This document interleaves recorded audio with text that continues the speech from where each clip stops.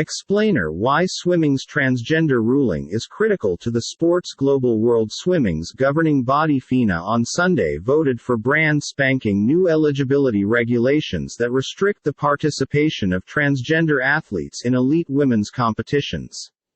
The coverage is the strictest from any Olympic sports body and correctly bars any transgender girls who've gone through male puberty from competing in women's activities. FINA additionally agreed to paintings toward establishing an open class for a few activities that could make certain all swimmers could have the risk to compete. The choice approach that swimmers inclusive of American Leah Thomas will no longer be able to compete in World Championships or the Olympics. University of Pennsylvania swimmer Thomas have become the primary transgender NCAA champion in Division I records after winning the women's 500-yard freestyle in advance this 12 months. The success of Thomas, who competed on Pennsylvania's men's group for 3 years earlier than transitioning and setting a couple of program information with the women's team, provoked a wide-ranging debate about the problems of inclusivity and competitive fairness in swimming and recreation in general.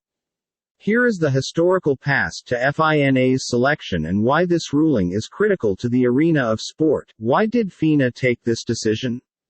There were growing calls from former swimmers and coaches for the governing body to restriction the participation of transgender women in the game, which intensified after Thomas's fulfillment at the U.S. College Championships. Those who campaigned for trade argued that people who've long gone via male puberty have bodily advantages and therefore ladies' opposition had to be blanketed. Supporters of trans participation argue that now not sufficient research has been finished into the query of whether or not trans women have any gain. Groups including Athlete Alley have said that FINA's new policy is discriminatory, harmful, unscientific.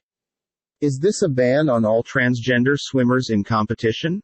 The ruling simplest applies to elite competitions run by FINA, together with their global championships, and competitions wherein FINA units the eligibility criteria in general the Olympic Games. It also impacts on who is eligible to set a global record in ladies' swimming. It does not necessarily practice to countrywide or regional competitions or lower-level meets.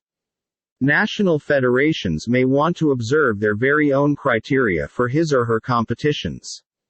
The ruling additionally simplest impacts on transgender athletes in women's competitions.